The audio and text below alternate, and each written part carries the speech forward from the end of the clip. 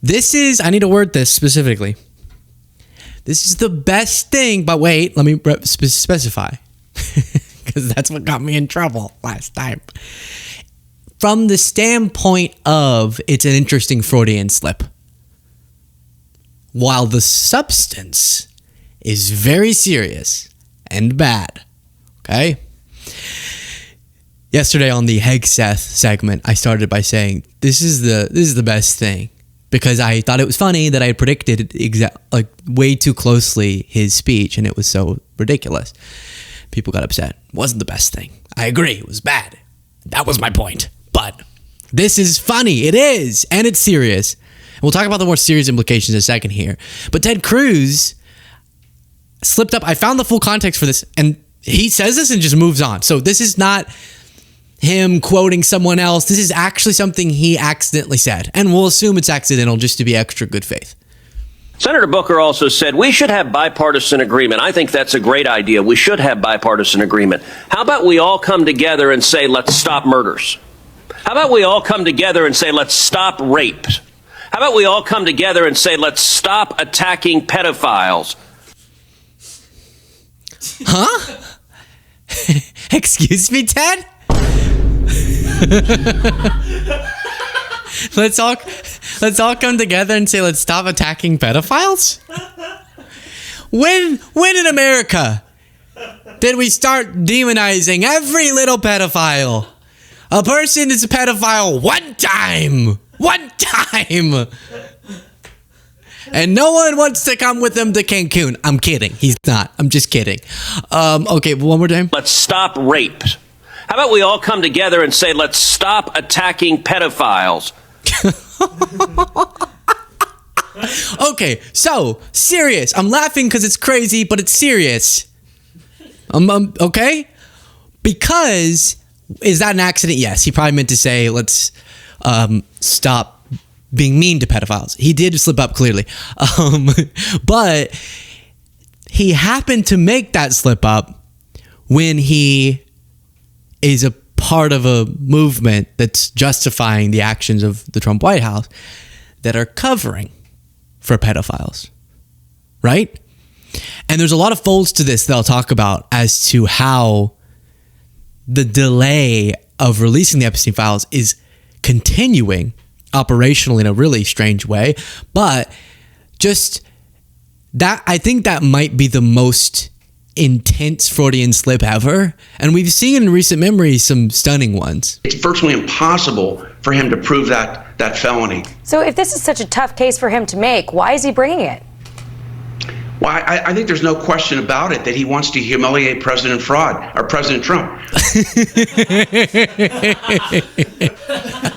He wants to humiliate President Fraud.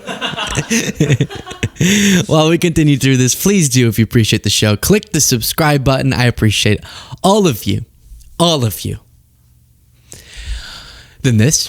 Yeah, and Rob, I want to thank you for giving me the opportunity to talk about this on your show, and I'm happy and honored to endorse Donald J. Trump for president. Donald J. Trump. Then you remember this Alina Habba one? That's, I think, why people get nervous with Trump. He doesn't do what's popular or what's right. Or what I should say he only does what's right. He doesn't do what's popular. He doesn't do what's popular, that's for sure. Okay, we're just going to let's see, what about this? It's all of these they do not live up to Ted Cruz saying while they're fighting against full transparency relating to pedophiles with Epstein, he says, let's stop attacking pedophiles. But still stunning moments here. We would have an annual threat hearing, and my ranking member would always be bringing up white supremacy, which, I condone. I condemn.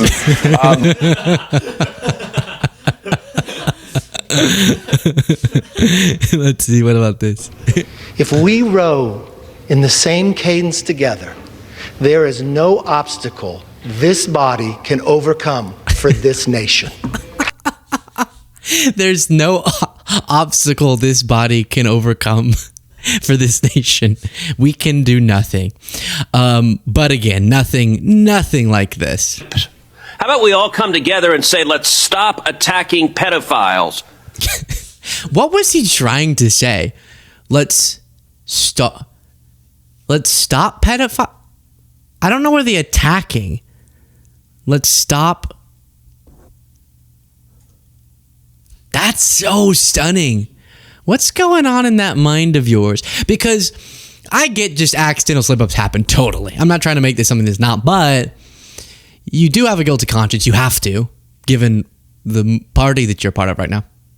But there are times like where I've said, I'm thinking something about Trump, but I am talking about something else, and I go, Trump, will you grab up? Wait. And I'll call Jaden Trump or something. But I can understand the pathways. What were the pathways that's like the word attack and what he was trying to say? We can unite to attack pedophiles, but that kind of sounds, that's a weird way to word it, kind of. So that's stunning. And there is some underlying important substance here. You remember that there's a representative-elect, Adelita Grijalva, who's a Democrat, who won in a special election just a few days ago. Her election's been certified, so she should be sworn in.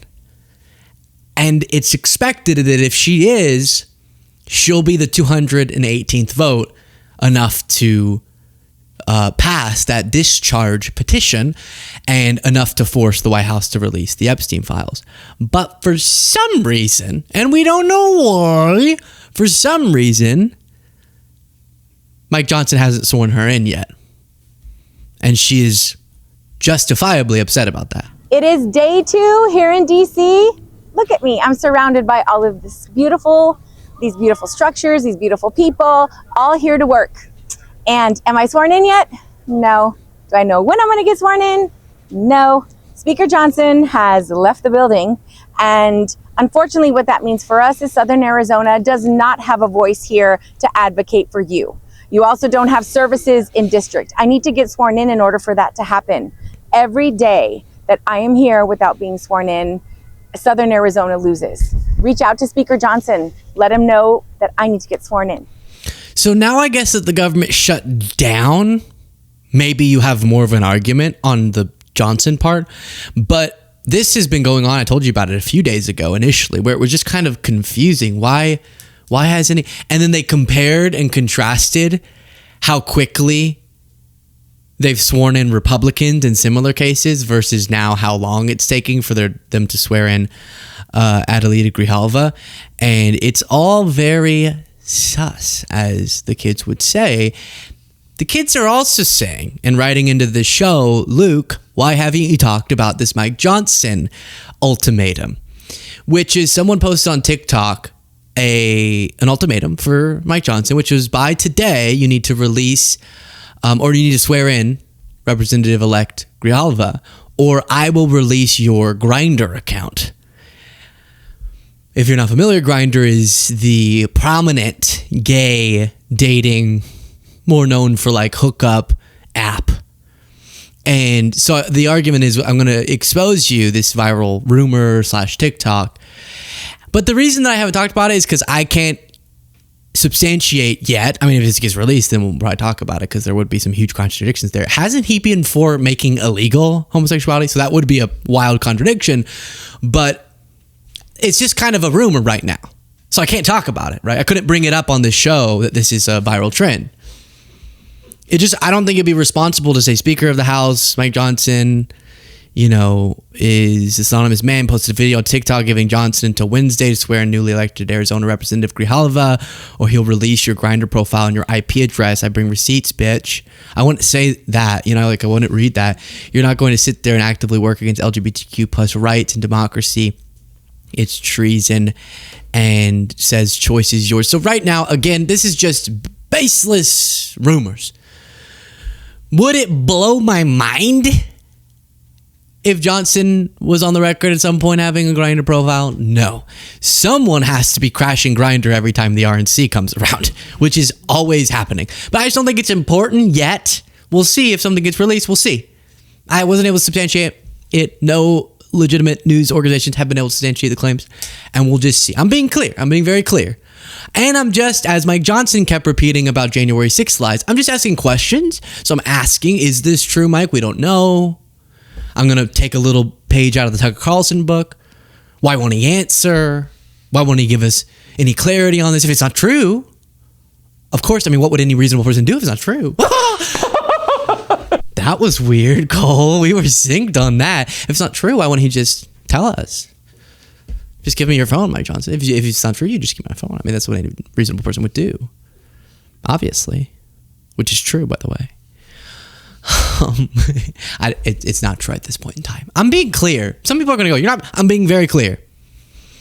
Here's Jamie Raskin also doubling down on the important part of this, which is why hasn't Grijalva been sworn in? Started, and it also is not lost on anyone that shutting the government down allows them not to swear in our new colleague, Ms. Grijalva from Arizona, who would be the 218th signature to discharge the Epstein files and to put a vote on that on the House floor. So it's convenient for them to shut the government down, and they're not interested in making government work for our constituents. That is a little extra. I haven't made it about this because I think it's there's so many other relevant factors, but it happens to be for them, coincidentally or not, a bonus that the whole, however long the shutdown thing happens, this sounds, every time I word certain things, they sound conspiratorial, and I'm just being very clear. We don't have evidence this is intentional, but it is for them. They're going to see it as a bonus that they don't have to have as much pressure about the Epstein files while the government shut down. That is true. That's an obvious observation. What, are you going to call me a racist for that?